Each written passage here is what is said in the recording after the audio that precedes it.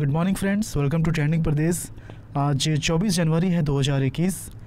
तो आज के लिए जो भी इम्पोर्टेंट क्वेश्चंस हैं झारखंड करंट अफेयर्स के, उसे हम लोग स्टार्ट करते हैं। ओके, और इसका जो पीडीएफ फाइल है वो आज शाम को ही टेलीग्राम में, यदि आप टेलीग्राम यूज़ करते हैं तो हमारे ग्रुप को ज्वाइन कर लीजिए। ट्रेंडिंग प्रदेश आप सर्च कीजिए। अगर डिस्क्रिप्शन में जो लिंक दिया हुआ है अगर वो काम नहीं करता है तो ठीक है, क्योंकि जो भी पीडीएफ फाइल्स होंगे, जो भी क्विज सेशन होगा वो टेलीग्राम के थ्रू ही आप एक्सेस कर सकते हैं।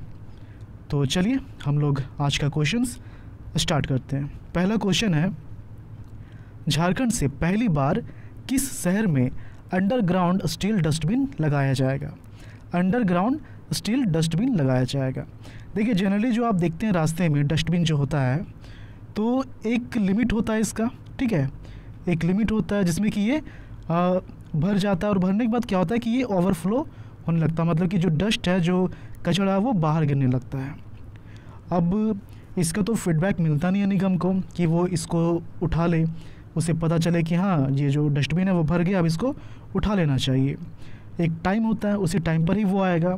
लेकिन अब क्या है कि इस तरह का डस्टबिन लगाया जाएगा जिससे निगम को जो है फीडबैक मिलता रहेगा कि डस्टबिन खाली है या फिर भरा हुआ है, कितना खाली है कितना भरा हुआ है। और इस तरह का जो सेट है डस्टबिन का, ये लगभग 3 लाख रुपए में ख़रीदा जा रहा है और 77 डस्टबिन जो है लगाए जाएंगे। करीबन 8 करोड़ रुपए इस पे जो है खर्च किया जा रहा है। तो ये जो है कहाँ लगाया जा रहा है? ये रांची में लगाया जा रहा है। ओके, रांची नगर निगम के थ्रू रांची में लगाया जा रहा है। तो कुछ डिटेल्स से हम लोग इसको देख लेते हैं। देखिए, यही डस्टबिन है, डिफरेंट डस्ट के लिए, कचरा के लिए अलग अलग यहाँ पर लगा हुआ है। तो पहली बार बेंगलुरु की तर्ज पर रांची में रांची नगर निगम के द्वारा अंडरग्राउंड स्टील डस्टबिन लगाया जाएगा, जिसमें कचरा भरते ही सेंसर निगम के कंट्रोल रूम को बता देगा कि कचरा भर गया है। गीला और सूखे कचरे के लिए अलग अलग अंडरग्राउंड स्टील डस्टबिन होगा।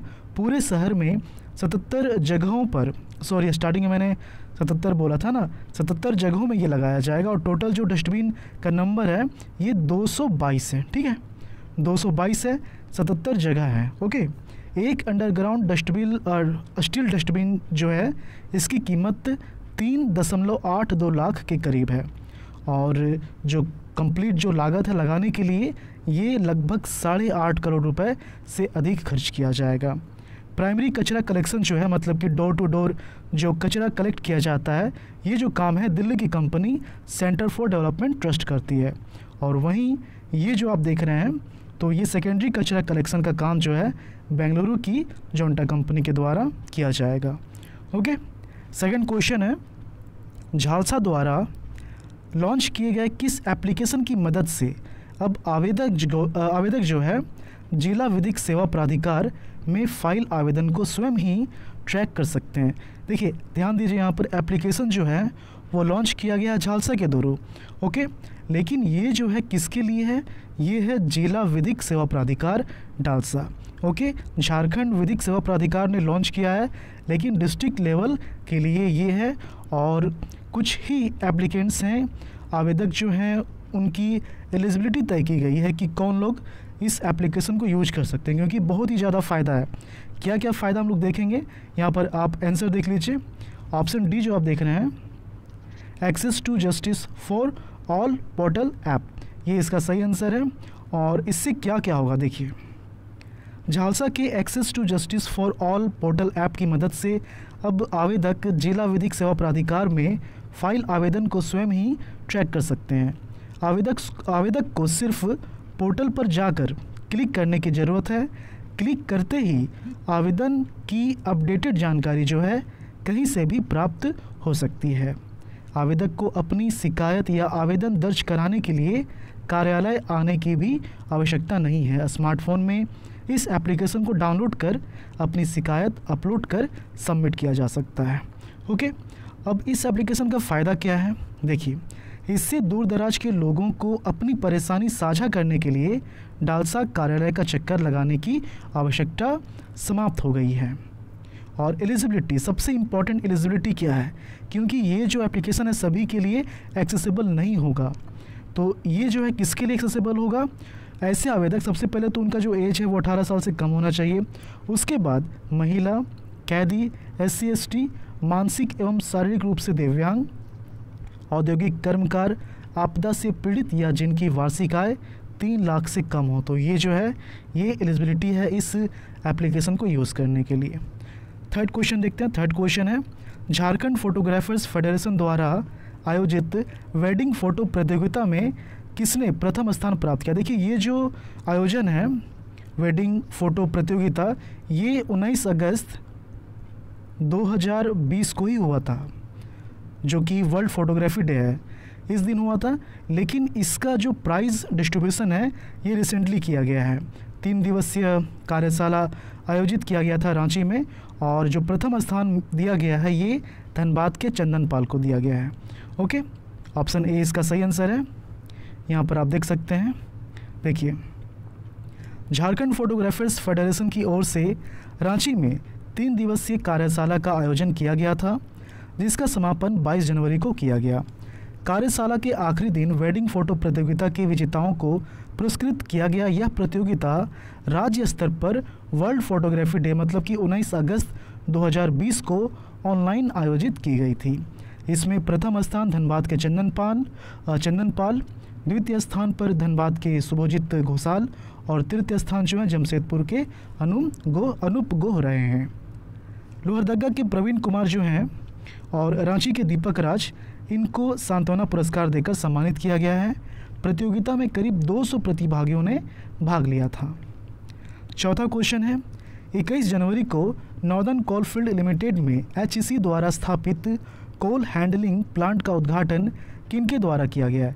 देखिए मैंने पहले भी बताया, जो HEC है हैवी इंजीनियरिंग कॉरपोरेशन, इसका काम क्या है, ये आप समझ सकते हैं कि छोटी छोटी कंपनियों के पार्ट्स, उसके मशीनरी को मैन्युफैक्चर करती है, या फिर यूँ कहें कि छोटी छोटी कंपनियों को ये जो है इस्टेब्लिश करती है, उनको खड़ी करती है। ओके, तो नॉर्दर्न कोलफील्ड लिमिटेड जो है इसकी सारी मशीनरी को, सारे इंस्ट्रूमेंट को HEC के थ्रू बनाया गया है, और इसका जो उद्घाटन है ये किया गया है ऑप्शन सी प्रहलाद जोशी, जो कि पार्लियामेंट्री अफेयर्स मिनिस्टर हैं।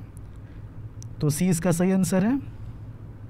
21 जनवरी को नॉर्दर्न कोलफील्ड लिमिटेड के कृष्णशिला प्रोजेक्ट में HEC द्वारा स्थापित कोल हैंडलिंग प्लांट का उद्घाटन केंद्रीय कोयला और संसदीय कार्य मंत्री प्रहलाद जोशी के द्वारा किया गया है।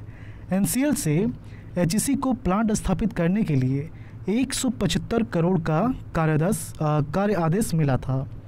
प्लांट की design, planning, engineering, civil, electrical समेत सभी कार्य HEC के द्वारा किए गए हैं। प्लांट की क्षमता प्रति वर्ष 4 मेगाटन है। HEC ने NCL को एक ग्रेटरी क्रशर की आपूर्ति भी की है। इस क्रशर की क्षमता जो है 1 घंटे में 1600 टन कोयले को क्रश करने की है। ओके, इस प्लांट में क्रशर के साथ एक EOT क्रेन भी HEC ने स्थापित किया है। किसी भी कोल हैंडलिंग प्लांट में एक साथ इतनी सुविधा उपलब्ध नहीं है। ओके, 5वां क्वेश्चन है, IIT ISM धनबाद ने किस यूनिवर्सिटी के साथ इंटर्न चैप्टर रिसर्च एक्सचेंज की घोषणा की है? तो यहाँ पर आप देखिए, यहाँ पर ऑप्शन ए जो है इसका सही आंसर है, लेकिन देखिए ए जो है टेक्सास A&M यूनिवर्सिटी, इसके साथ इंटर्न चैप्टर रिसर्च एक्सचेंज की घोषणा की गई है, इसके साथ साइनिंग हुआ है। लेकिन इस चीज़ में ये जो आप नाम देख रहे हैं, Colorado school of mines, university of Texas Austin, ये इनमें सहायक रहेंगे, इनमें मदद करेंगी।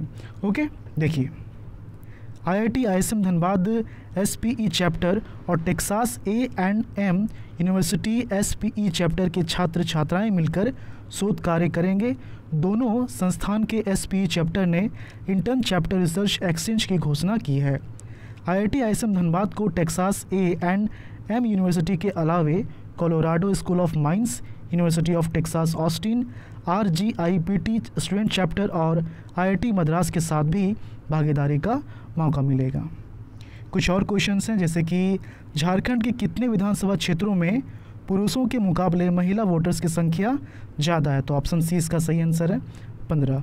ओके, 15 विधानसभा क्षेत्रों में पुरुषों के मुकाबले महिला वोटर्स की संख्या ज़्यादा है। अच्छा, यहाँ पर कितने लिखा हुआ है, इसको आप करेक्शन कर लीजिएगा, 15 लिख दीजिएगा यहाँ।